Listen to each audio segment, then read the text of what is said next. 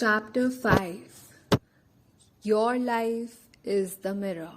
We live in a furious haste, utterly absorbed in distractions, rarely pausing to observe the one thing that truly matters, our own life.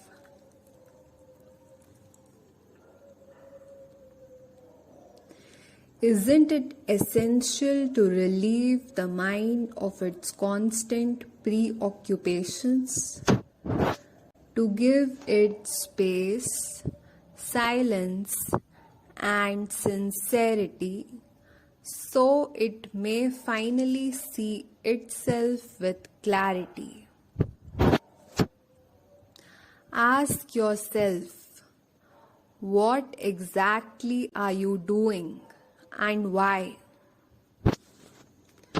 Why this relentless noise, this gnawing restlessness, this dull boredom? Why do you remain confused, insecure, constantly hungry for company? Why does even the whisper of solitude unsettle you? Why does the future evoke nothing but a seesaw of hope and fear?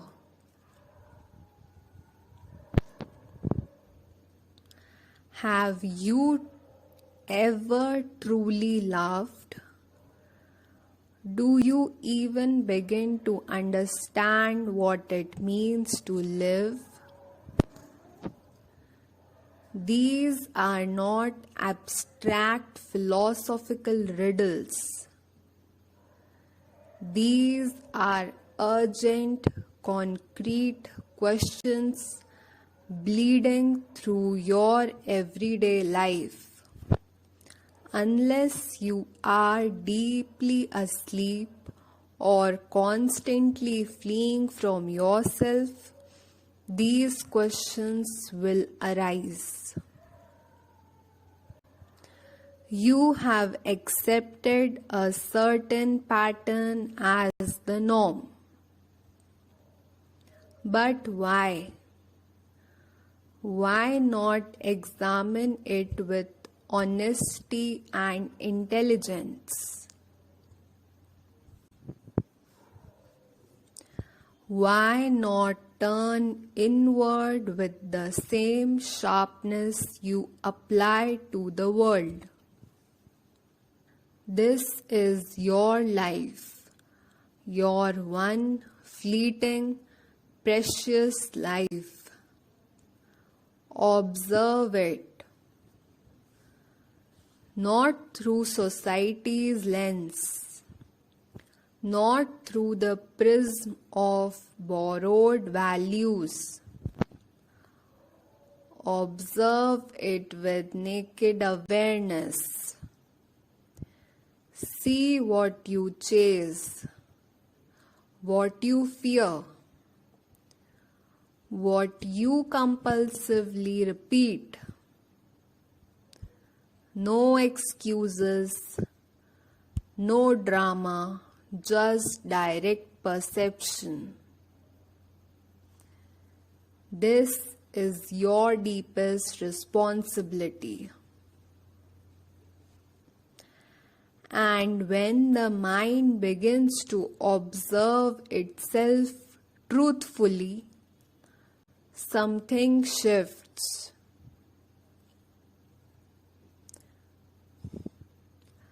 Not the cheap thrill you mistake for happiness, but the deep joy of clarity arises. Not excitement, but vitality. Not comfort, but liberation. That clarity is your highest possibility, and nothing, not your past, not your suffering, not your beliefs, should be allowed to take it from you.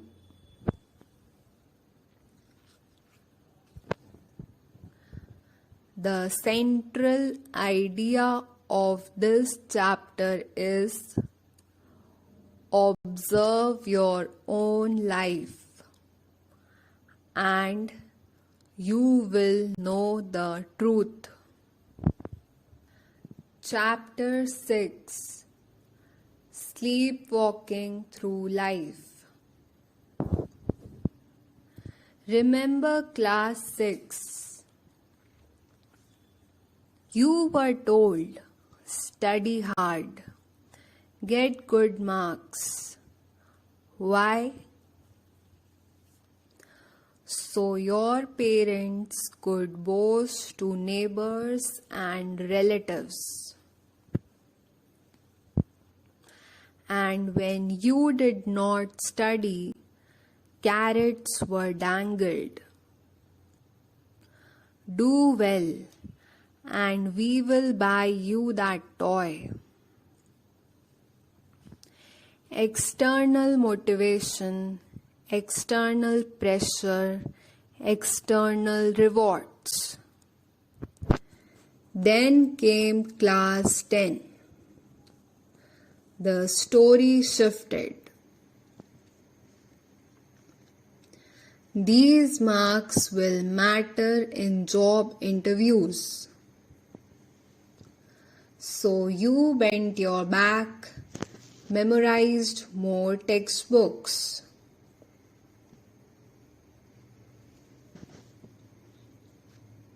Then class 12.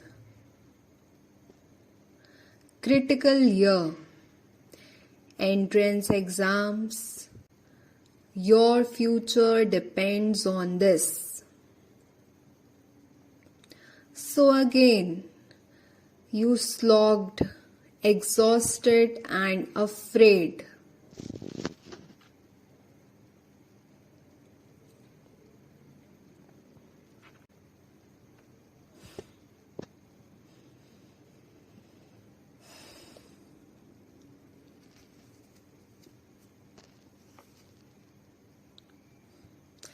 And now you want to extend the same stale story.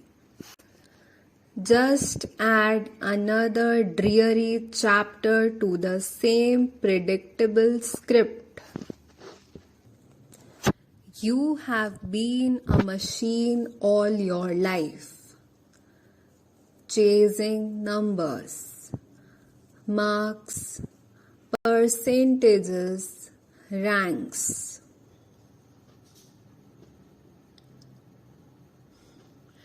And you think it will stop? It never stops. Soon it becomes salary, just another number. Then come LinkedIn connections, then promotions and designations,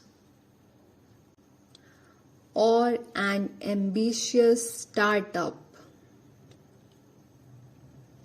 So you can chase even bigger numbers.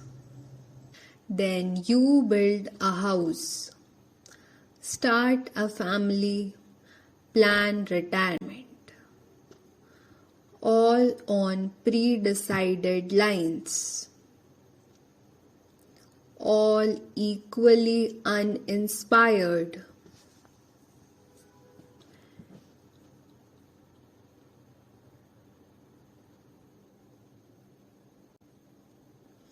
If this same story is being stretched like stale dough, tell me, What is the difference between that class 6 child and this seasoned professional? Where is the growth? Where is the movement? Where is the learning? Where is the evolution? Are you really going ahead, or are you just running in circles, enacting the same script on different stages? At one point, you were a child. Then you became a teenager. Then a young man or woman. Then a professional. Then a husband or wife. Then a mother or father. Different labels, different costumes, different stages, but the same old script running underneath, and none of it really written by you.